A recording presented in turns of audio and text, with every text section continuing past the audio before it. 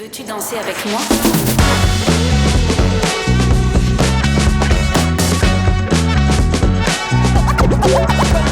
Welcome to Creative Collab, and today we're talking about how do you define success for a video project. Why that might be less obvious than it sounds is because there's different types of videos, right? So, you might have sort of a general brand awareness video and sort of like a B2C TV commercial that's just broad brand awareness.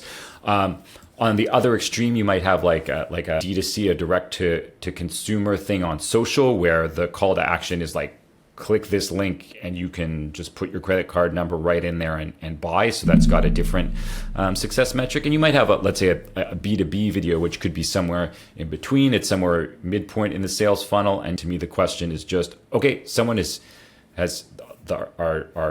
someone in our target demographic has just watched this piece of content. What do we hope they do? I've said this before, but one of the first things we ask any client on a new project is, what is the objective of this campaign? You want to be really clear on what you're hoping to achieve so that everything else from the creative and the messaging, the platforms that you're going to be delivering on, all of that is building towards achieving that objective. So imagine a year from now, you are looking back on this campaign and it has been a huge success. What does that look like? The other piece of that is obviously you need to understand what problem you're trying to solve too, because okay, there's the result, but to achieve that result, often we're solving for certain friction point. Like, do you really know who your demographic is?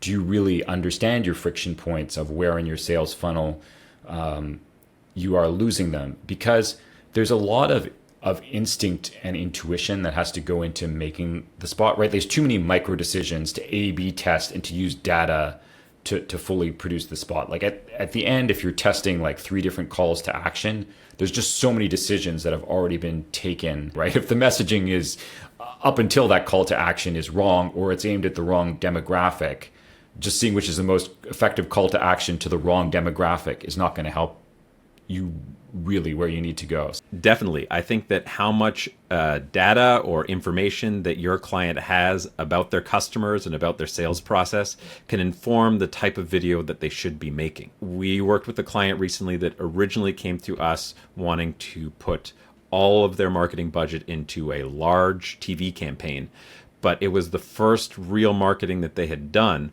So they didn't have a lot of information about what converted best, what messaging was resonating most with their potential buyers.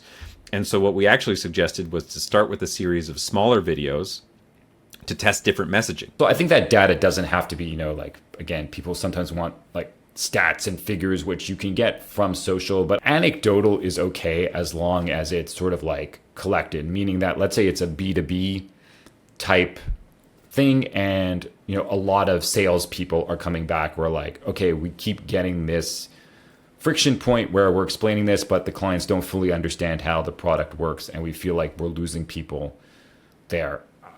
I think that's fine. I also think the definition of the success of a project as a video producer depends sort of on how much you're biting off and sort of where you are in that value chain.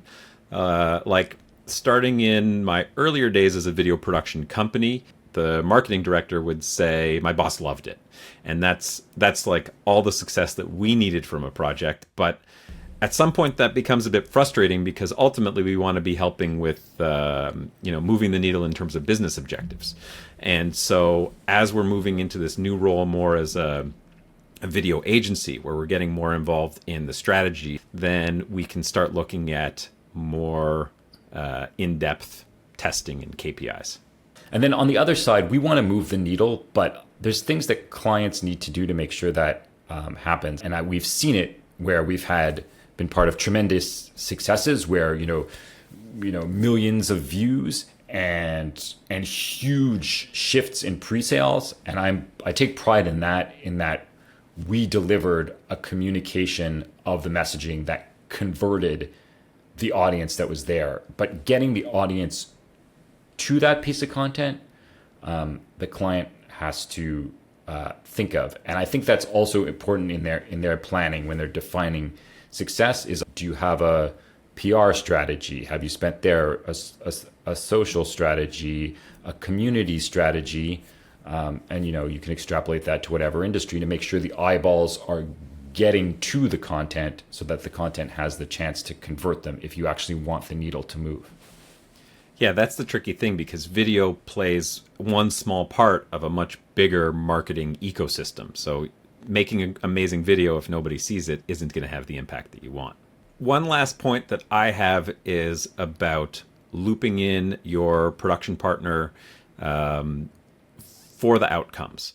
Often, we will deliver a video and then our responsibilities are done, and then sort of there's often radio silence after that. I think it's rare that clients incorporate their production companies or connect with their production companies in sharing those outcomes, but I think it's really valuable for that relationship to grow and in order to produce better work in the future.